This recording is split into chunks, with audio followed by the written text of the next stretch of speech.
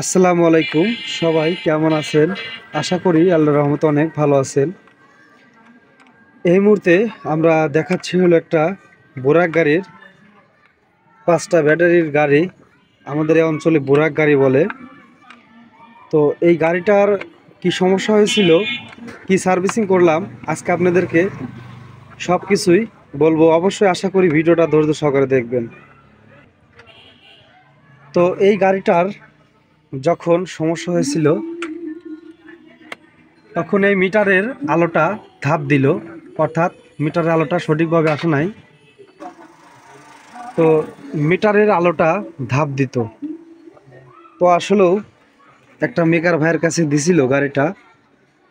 তো উনি না বোঝার কারণে এই যে ওয়ারিংয়ের যে দৌড় তার আছে, উনি দৌড় তার চেঞ্জ করছে, তারপরেও হয় নাই। তো গাড়িটা চার্জ নেয় নাই। এই যে চার্জ দেওয়া হয়েছে, গাড়িটা কিন্তু চার্জও নেয় নাই।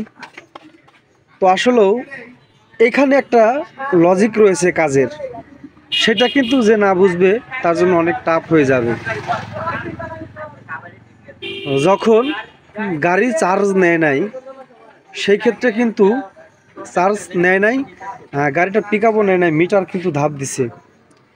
তাহলে সেইখানে একটা জিনিস বোঝার আছে, সেটা হলো যেহেতু মিটার ধাপ দিচ্ছে, চার্জও নিচ্ছে না, তার মানে বিষয় ব্যাটারি সাইডে লাইনে তার তোরের কোনো সমস্যা আছে।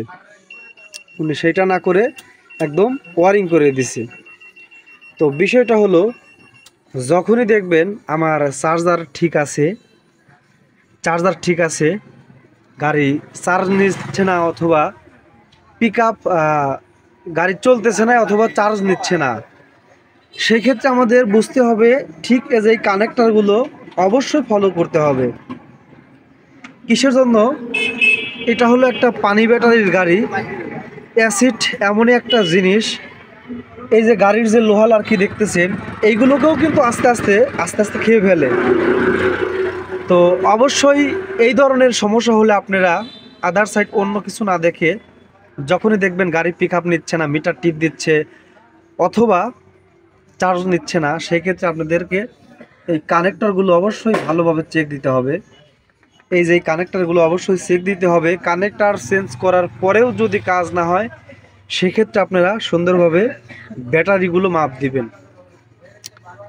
এই ব্যাটারিগুলো মাপ দিবেন, আশা করি ব্যাটারিগুলো মাপ দিলেই রেজাল্ট চলে আসবে। যদি কানেক্টর তার চেঞ্জ করার পরে, অর্থাৎ অন্য আদার সাইডে তার কিন্তু না, শুধু ব্যাটারির যে কালেকশনের তারগুলো রয়েছে, শুধু এইগুলোই কিন্তু, এইগুলা কানেক্টর সহকারে চেঞ্জ করে দেওয়ার পরেও যদি কাজ না হয়, আপনারা ব্যাটারি মাপ দিয়েই দেখবেন যে কোনো একটা ব্যাটারি ফলস আছে, জিরো হয়ে গেছে।